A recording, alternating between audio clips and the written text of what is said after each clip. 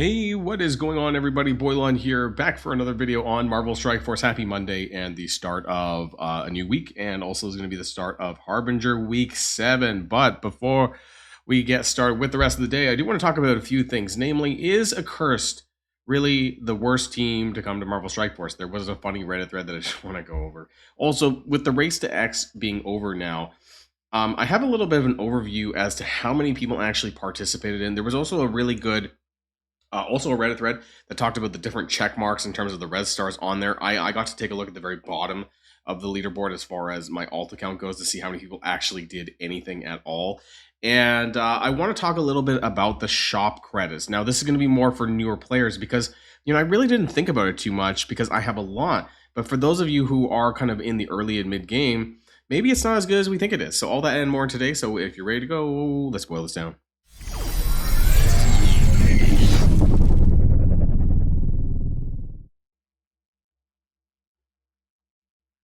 Now, I wanted... Actually, you know what? Hold on. Hold that thought for a second. Really, really good thread, but hold that thought for one thing. 1 second. Is Scopely actually more generous than we thought? So I logged in this morning to this daily login calendar. Not the character shards. I don't know what they're going for here. The Hulk, Spider-Man, Moon Knight, Doctor Strange, and Scarlet Witch. Some of these might have some value, namely these three, perhaps. I suppose.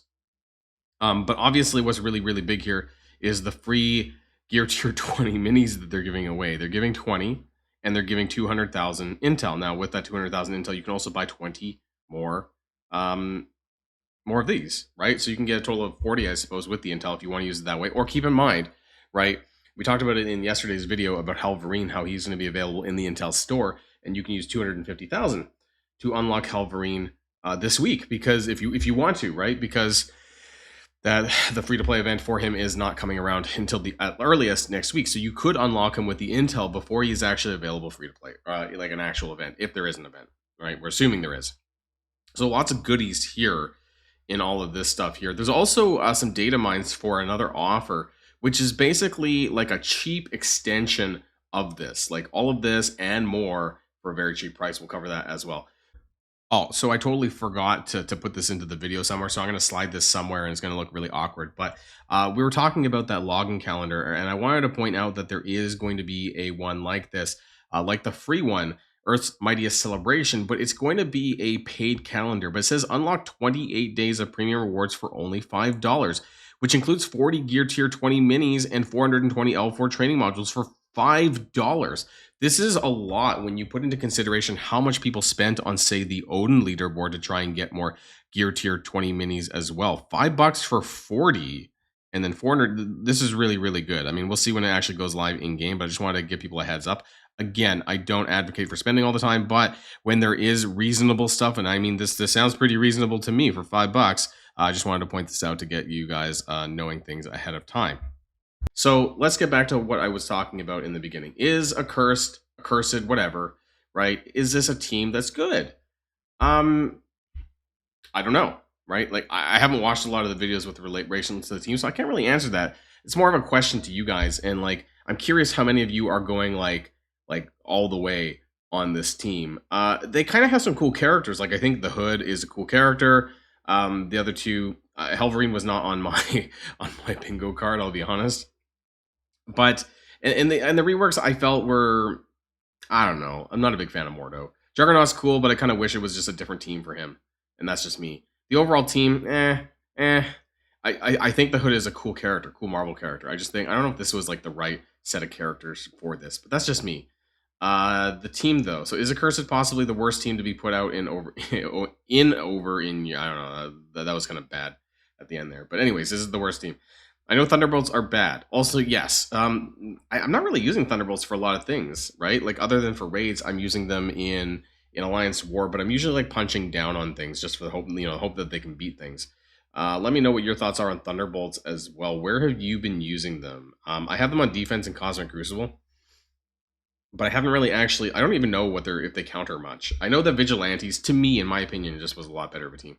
Songbird feels great on offense in War and Cosmic Crucible. Let's talk about Accursed. None of them are great alone. None of them. Satana was built as the best of them.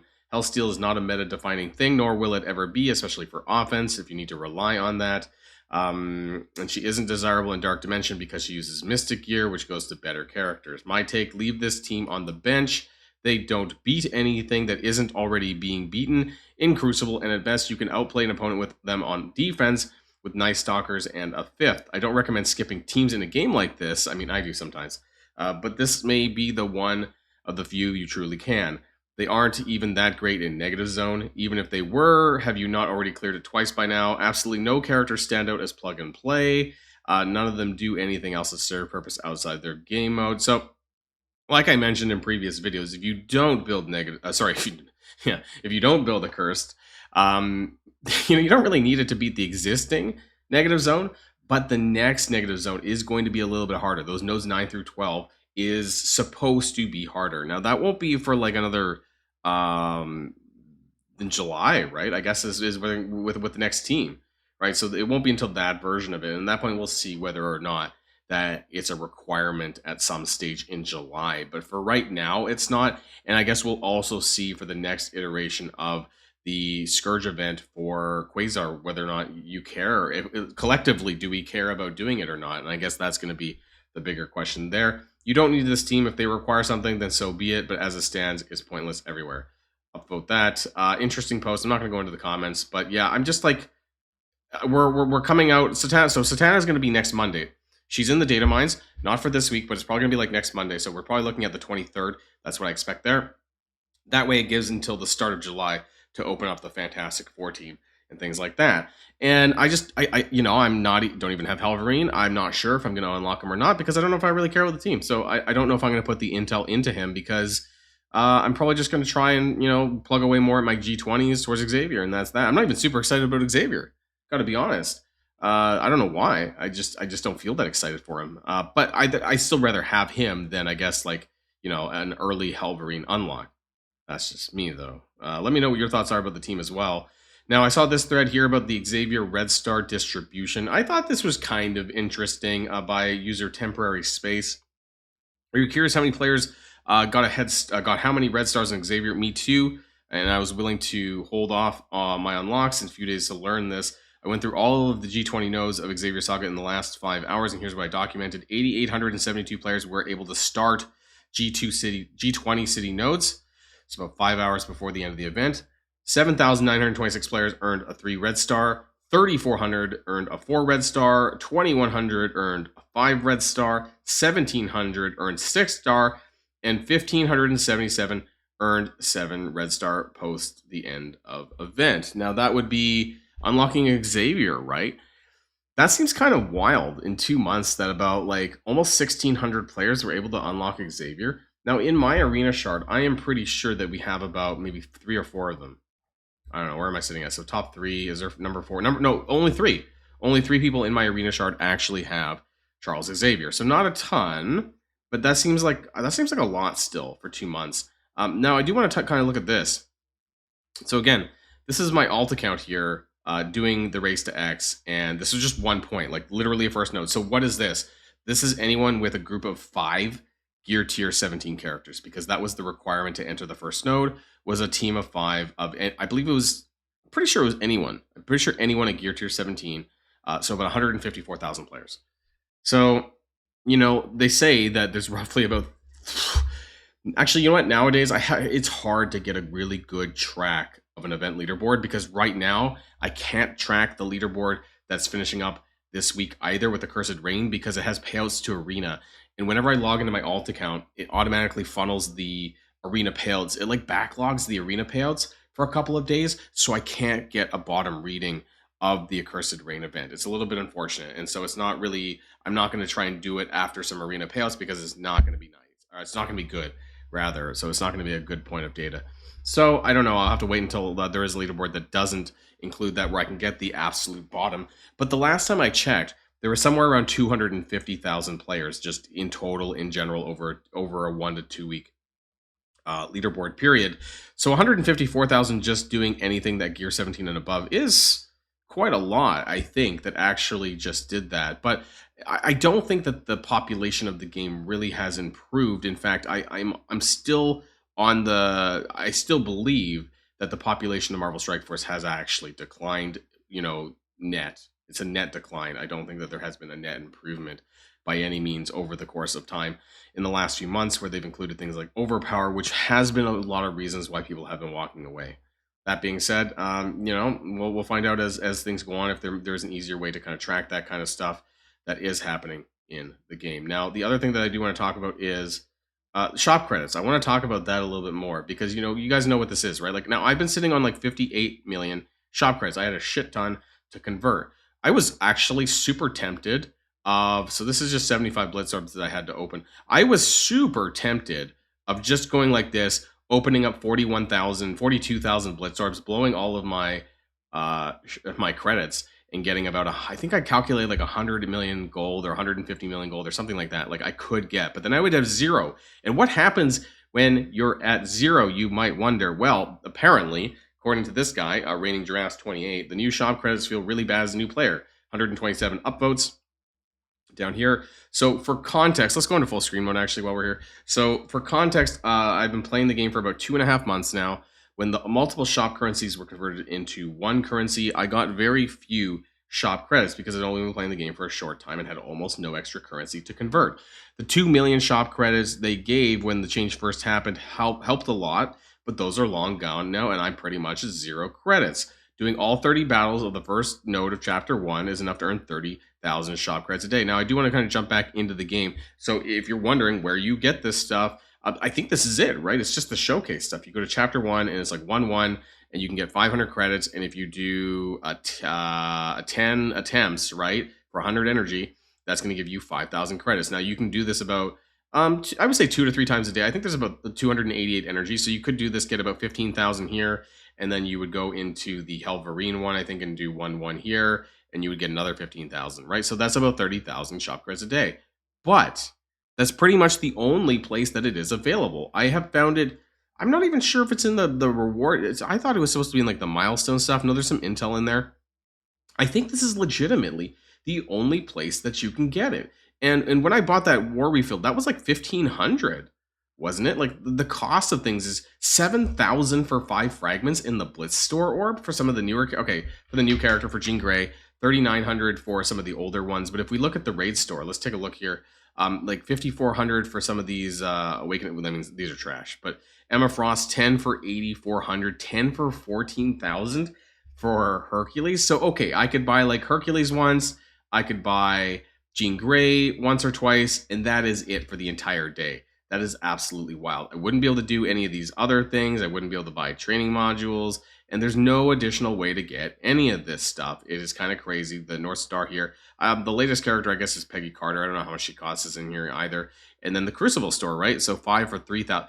That's surprisingly cheap given the cost in some of the other stores. So actually, the Crucible cost per 5 shards or per 10 even is a lot better than some of the other stores. The raid store was really bad here for Hercules. And the Bliss store wasn't super amazing either for Jean Grey compared to some of the other ones. So it's just crazy, and there's just no other way for you to do that. It's just those stores, right? Yeah. While I'm here, let me pick up my other shards. Bear with me there. So somehow make sure you're checking the Battle World store, right? Make sure you're getting the Starjammers who are in there and finishing up the Liberty Farm. So to go back to the thread though, so 30,000 credits, which is nowhere near enough when you consider that Peggy Carter or Hercules. Okay, there we go. Peggy Carter is 14,000 each. And that's it, right? That's all you can get for the day. The old system with multiple currencies, I could effectively farm at least one character from each shop per day. And I think that was true, that you could buy your shards from the Blitz store, from the Raid store, all separately, right? Like, and it didn't really make a deal. You could end up buying once per day in the Arena store and so there's 5 stores, right? Blitz, Raid, Arena, War, and Cosmic Crucible, all using the same shop credit currency. So that is a big problem when that is the only way to get it. With this new system, I can essentially just farm one new character total per day, which is just so much worse as a new player where I'm already so much further behind the players that have already been playing for years. I'm begging Scopely to please implement a new way to earn shop credits or at least bump up the amounts that you can earn per day. So, some things that I am very confused about is that we're not getting it in Arena. Okay? There's some intel, but there was no replacement. Like, this is where they should be. You should be getting shop credits in the payout, just like we got Arena credits.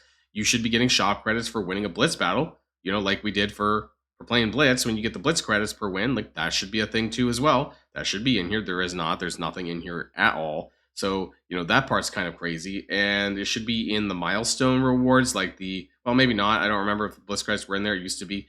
And then every other game mode, War, Cosmic Crucible, and Raids, should have shop credits as rewards. And once again, they do not. They do have intel. And so, you know, this makes me wonder, what is the plans for Scopely with this system?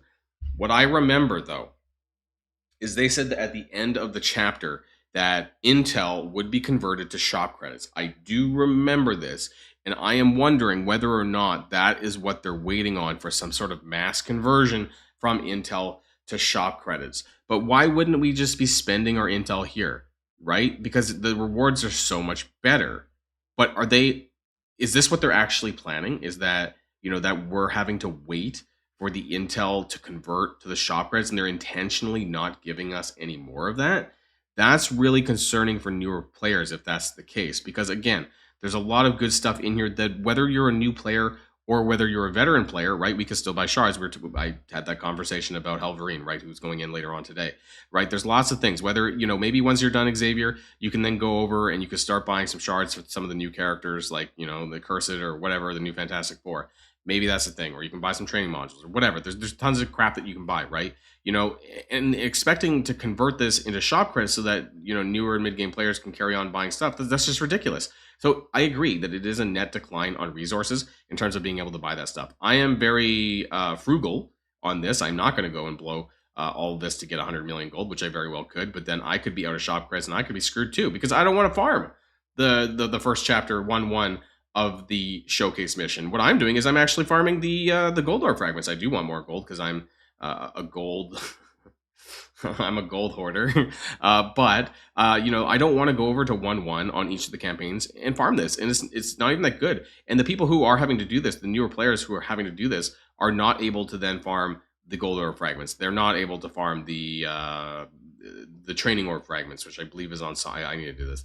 The training orb here, I should go and do this actually before it goes away. So they're not able to do these things. It's just a crazy, I don't know why they did it this way. And also, I'm not sure why it took this long for me to think about it. It wasn't until I saw the thread that really, you know, I'm not playing a new account right now, but it seems pretty bad. And I'd be curious what your guys' thoughts are in the comments down below. If you are kind of a new mid-game player, let me know how things have been, if that kind of basically holds true, if what that was said in the thread is basically what you're feeling as well. Let me know all those things in the comments down below. That's going to be the end of this video for Monday morning, and we'll see how things go for the rest of the week. So I'll see you guys then. And if you like this video, make sure you hit that subscribe button if you haven't already, and you'll be greatly helping out the channel. Have a great day, and I'll see you guys on the next one.